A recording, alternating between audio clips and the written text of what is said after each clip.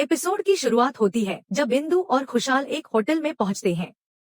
Hotel की reception पर पहुंचकर खुशहाल पूछता है कि विवेक और डॉली किस रूम में ठहरे हुए हैं। रिसेप्शनिस्ट जवाब देता है, कमरा नंबर 1529। यह सुनते ही दोनों तेजी से उस कमरे की ओर बढ़ जाते हैं। कमरे के भीतर उस समय एक खास और निजी लम्हा चल रहा होता है, लेकिन जैसे ही दरवाजा खुलता है वहाँ सिर्फ विवेक मौजूद होता है। डॉली वहाँ से जा चुकी होती है। दरअसल विवेक के पिता ने उसे पहले ही सूचना दे दी थी कि इंदु एक रिपोर्टर के साथ उसकी सच्चाई जानने आ रही है। इसी कारण विवेक ने डॉली को पहले ही वहां से रवाना करवा दिया था। जब इंदु कमरे में पहुंचती है तो विवेक उसे देखकर घबरा जाता है और पूछता है, तुम यहाँ कैसे आ गई? इंदु मुस्कुराकर जवाब देती है कि वह तो बस एक बर्थडे सरप्राइज देने आई है। साथ ही वह यह भी कहती है कि खुशहाल ने उसे बताया था कि डॉली विवेक की पत्नी है और दोनों एक साथ हैं, इसलिए वो यह सच खुद अपनी आंखों से देखना चाहती थी। विवेक यह सब सुनकर चौंक जाता है और कहता है कि वहाँ कोई डॉली नहीं है, वह तो अकेला ही है और उसी इंदु को याद कर रहा था।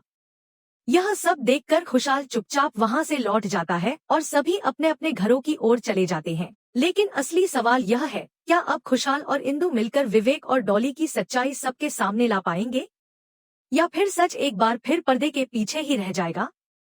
दिल्ली से लौटने के बाद इंदु के मन में कई सवाल उठते हैं। उसे समझ नहीं आता कि वह विवेक की मासूमियत पर भरोसा करे या फिर खुशहाल की कई बातों पर शक। अगली सुबह वह अपनी डायरी में सब कुछ लिखते हुए खुद से यह सवाल करती है, क्या सच में विवेक अकेला था या उसने कोई प्लानिंग की थी और सब कुछ छुपा लिया? उधर खुशहाल भी शांत नहीं बैठता। वह होटल से सीसीटीवी फुटेज निकलवाता है, जिसमें साफ दिखाई देता है कि डॉली रात में जल्दी होटल से निकलती है। वह यह फुटेज इंदु को दिखाता है और कहता है, यही है उस रात का असली सच। इंदु की आंखों में आंसू आ जाते हैं। वह खुद से सवाल करने लगती है, क्या जिसे वह अपना सच्चा प्यार समझती थी वो सिर्फ एक दिखावा था? दूसरी ओर विवेक अब इस पूरे खेल से थक चुका होता है। वह डॉली से कहता है कि अब बहुत हो गया, उसे ये सब खत्म करना होगा।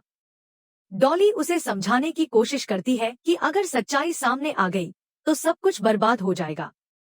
लेकिन विवेक साफ कहता है कि वह अब और झूठ में नहीं जी सकता।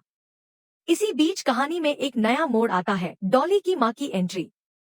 अब यह देखना दिलचस्प होगा कि उनकी मौजूदगी इस कहानी को किस दिशा में ले जाती है।